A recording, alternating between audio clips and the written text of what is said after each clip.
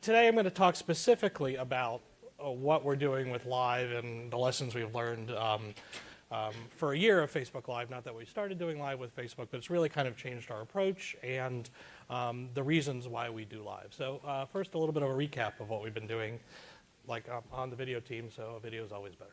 Now they're throwing a stun grenade right now.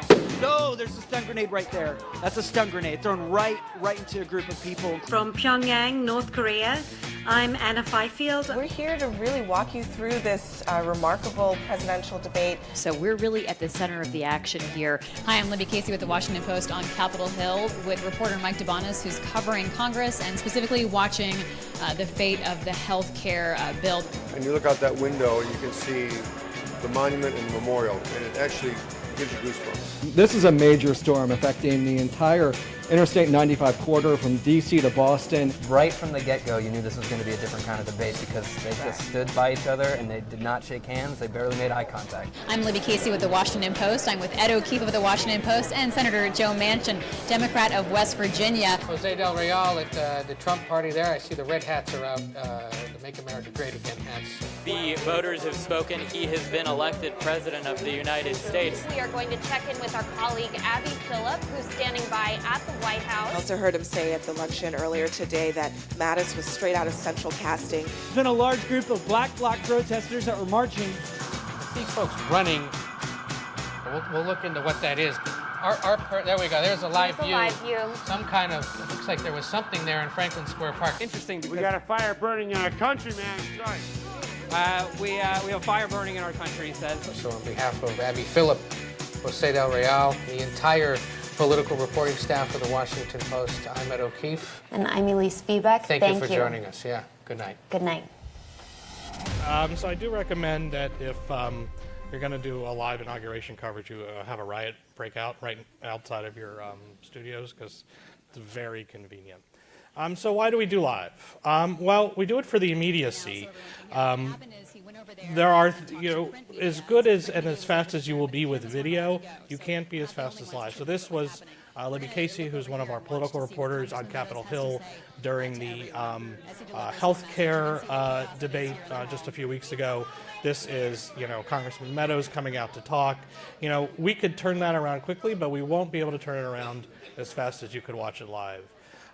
There's impact. When you go to someone like Senator Franken and talk to him, the opportunity to do it live and to have that audience that not just Facebook, but we do on our site as well, is really an attractive thing for the audience. And then it really gives us an opportunity to do deep dives. David Fahrenthold and Steve Ginsburg could talk frequently during the whole reporting that David was doing this year about why they were pursuing a certain line of interest. This is the opportunity for reporters to get into the weeds a little bit, and they actually respond to it, and they like that opportunity. So a few lessons of what we learned over the last year of doing this. Real news does real well.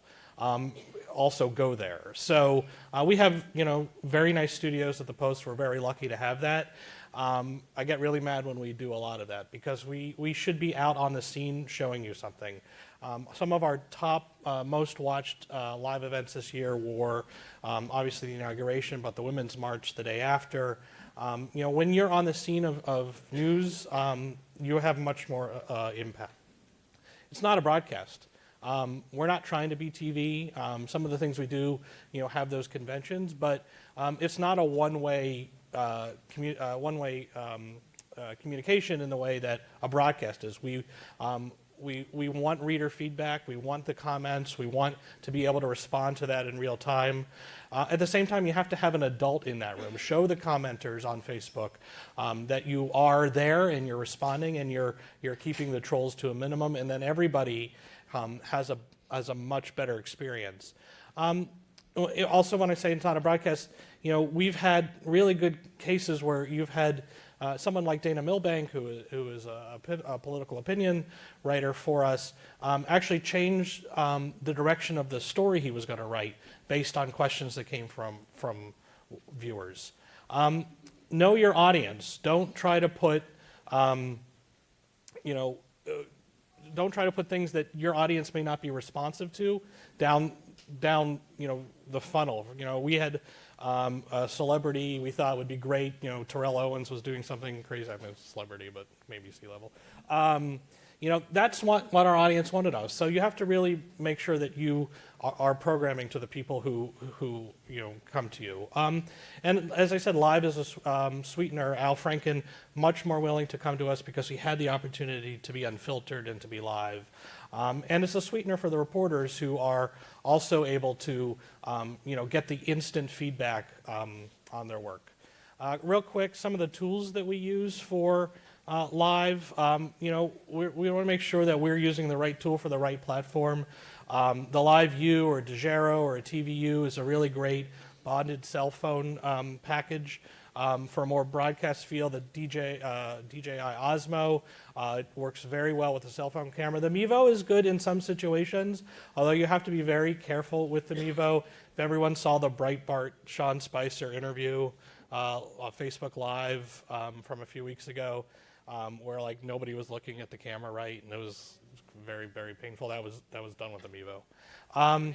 So what's next for us? After a year of Facebook Live, we're going to do less moving forward, but we're going to be more focused. And we're going to take the lessons that we've learned from there to more platforms. We are doing live today on Apple TV, on Roku, on Fire TV, on YouTube. It's given us a real opportunity to kind of show our users that when they come to us, we're going to have it live. They don't need to necessarily turn on CNN or MSNBC. And we're as I said, creating the expectation for our users that when something important is happening, we'll have it. And then real quick, I wanted to talk to you a little bit about what else we're doing this year. We're very lucky. The video team started this year at 40 people. The Washington Post will end this year at 70. So we're adding much more folks to do breaking news, enterprise storytelling, motion graphics, immersive 360 video storytelling, personalities, some scripted content too, which will be a little bit of a departure for the Washington Post. It has possibilities of a lot of excitement, also has the possibility of getting me fired. And we're going to be adding to our opinions. So, thanks.